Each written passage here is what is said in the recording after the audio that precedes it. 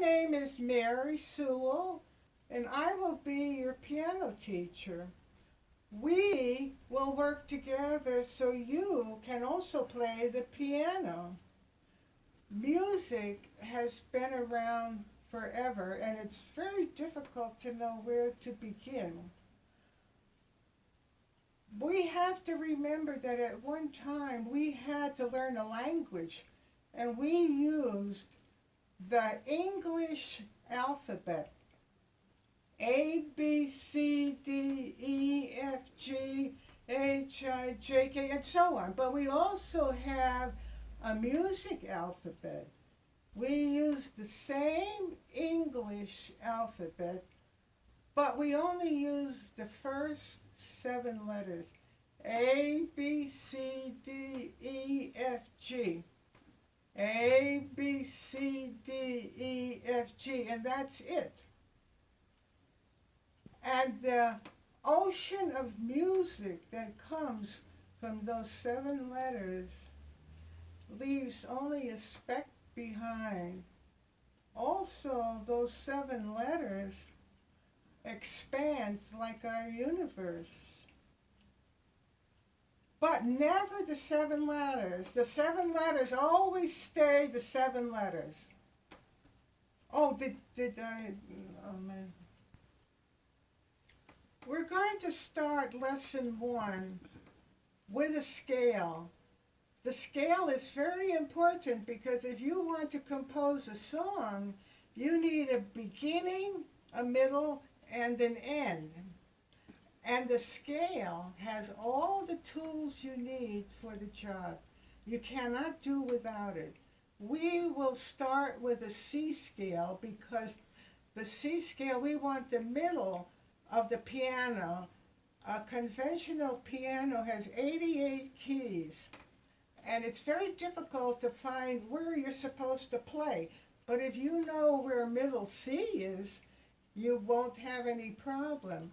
Middle C is in the middle of the piano where the name of the piano is.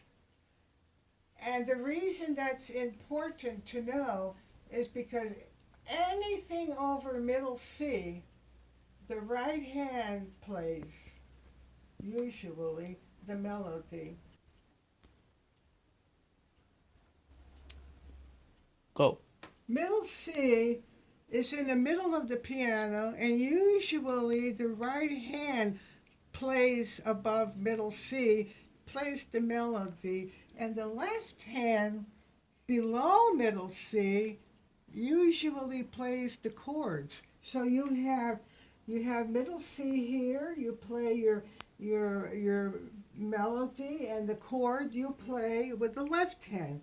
So you have what's called a C position. And it's very easy to find. Otherwise, it's very difficult. 88 keys, you might think, how can I learn 88 keys? But once you know where middle C is, and you know the right hand plays, you know the left hand plays here, then you're in the right position.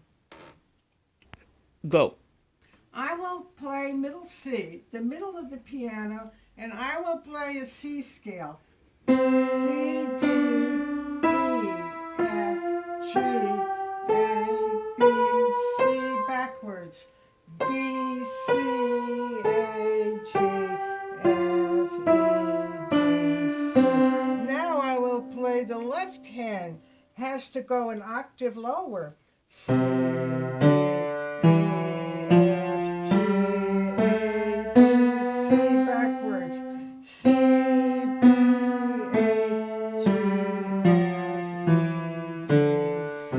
something very important. I must show you my fingers because the scale has 8 letters and the fingers, right hand only has 5 fingers and the left hand. So how can I play a scale if I have 5 fingers? So the way we do it, 1, 2, 3, we swivel our thumb under and we get 5 fingers. 5 and 3 make 8. We do the left hand. We use all the fingers first. 5, 4, 3, 2, 1, 3, 2, 1. And that's 8. So we have we have our scale in both hands, and we could play it together. We could play, we don't even need the piano to learn the scale. I will play the scale with the fingers I just gave you. 1, 2, 3, 4, 5, da, da. Backwards. We use 5, 4, 3, boom, boom, boom. I play the scale in the air. I could go on an airplane and I could go to Europe and I could play the scale. I could play it in my hand. I could play it on the seat of the plane. I could just press it down, play the scale. Anywhere. I don't even need a piano for that. But since I know the fingering, that's why I could play it right at the piano. Okay. Go. Thousands of years ago, music was played in churches. It was religious music.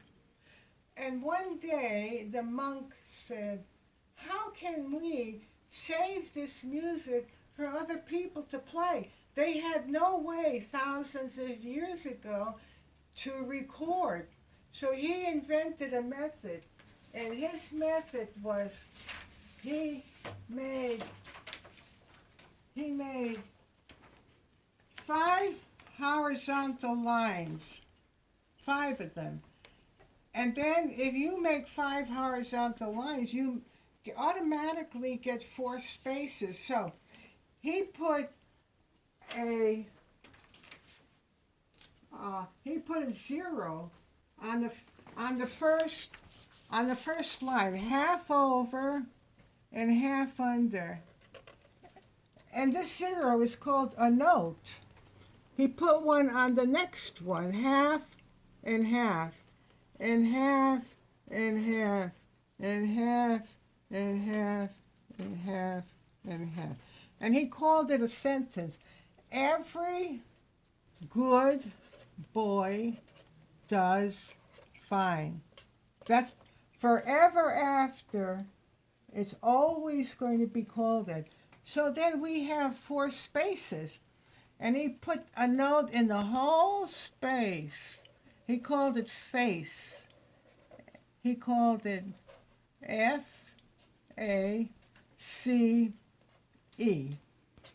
That's it. They're called notes. Okay. Once he got the notes, it doesn't look like music. So then, later on, he put stems on it. So then that looks like music. And after he put the stems on it, he had to put this treble clef on. This tells you that the G will always be where this curly Q is. It'll never change. So you know that G is here. So you could find your notes that way. And then he had to put a time signature. It means that you must have 4 beats, and then you have a line called a bar line, and that makes a measure, and it measures the music. That means that you have to have 4 beats, and every quarter note gets a beat. This gets 1 beat, quarter, 1 beat. This is a half note, so it gets 2 beats. Because music is mathematical. You need, it's precise. You cannot fake it. Everything, you cannot get more than 4 beats. This is a rest. These are rest. This one has 3 beats. You must have 3 beats. 1, 2, 3. 1, 2, the dot is 3. 1, 2, 3. Then they also have 2 quarter time. 2 eighth notes make a quarter. Quarter, quarter, quarter, quarter. Then you have 6/8. 6 beats, and every eighth note gets a beat. This is an eighth note. Bum, bum, bum.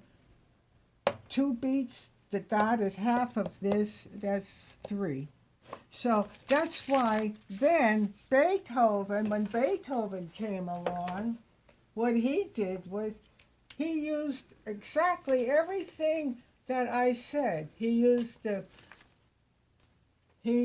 this time signature, and he used the treble clef, and he put all the notes properly where the stems belong. Beethoven studied with his father.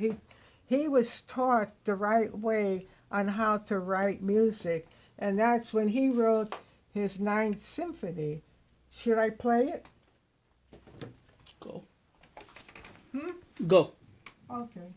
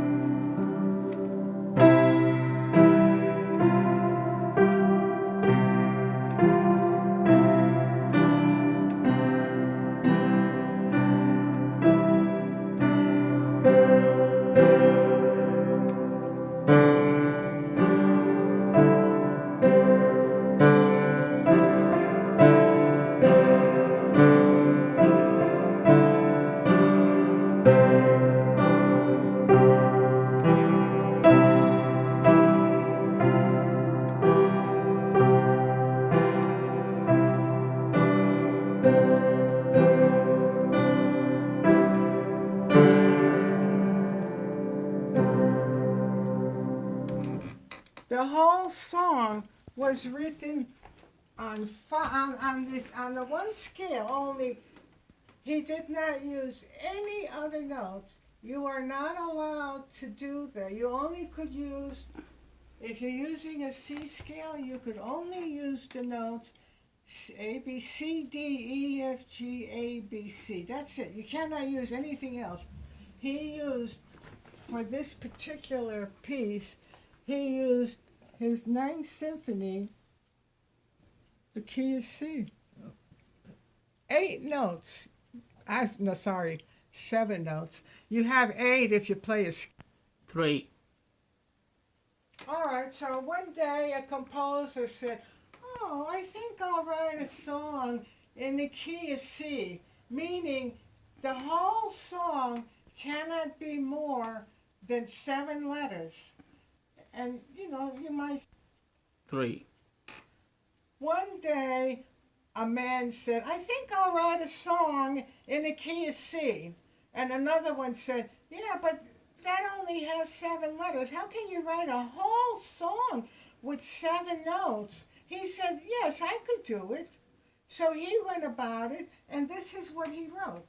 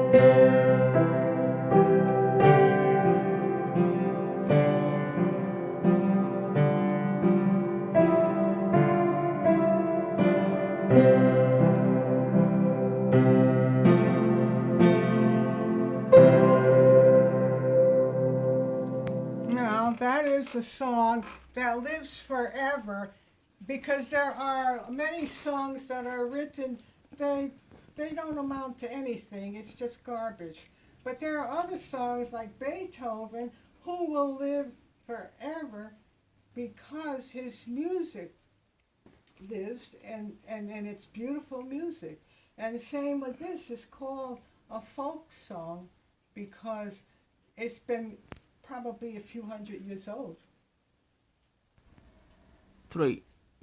Now, this piece was written when with only 7 notes. And this is what it looks like. Everything we covered in lesson 1. We only had a few minutes of this lesson and we were already playing Beethoven. How could that be possible? This you can play, but you won't be able to play the chords unless I wrote the chords down. And the chords, you could play a C chord, you could play the next chord, F, and you could play the last one as G7. So you play these chords with these letters. You could play exactly what I played. You could play this whole song using only 7 notes and 3 chords, and you have that. And also with the Beethoven, his Ninth Symphony, you have the same thing. You have only, I think you only have about 2 chords to play with Beethoven. Oh yes, the Ode to Joy, you play C chord and a G7 chord. 2 chords you have to learn, and I wrote them out. The C chord, and this is the G7 chord. And all the notes, but I forgot to give 2 notes because when that monk made these horizontal lines, there was no room to write middle C and D. It doesn't fit in those lines. So I wrote down here,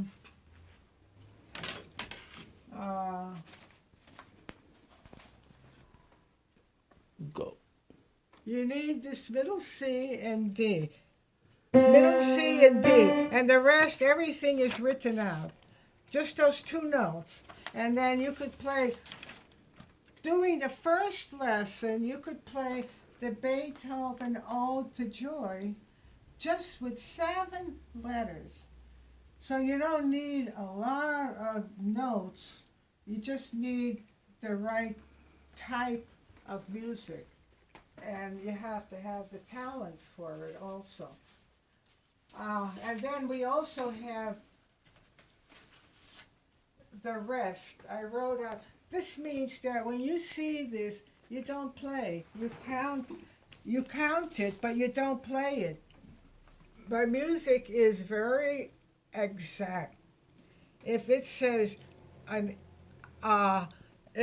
a quarter rest, you must count it as 1. If it says a half rest, you must count it as 1, 2. If it doesn't have any stem, you count it as 1, 2, 3, 4, and so on. So everything that we learned in this short time, you could play 2 pieces. You could play the Beethoven, and you could play also on top of Old Smoky. So I guess that would be it.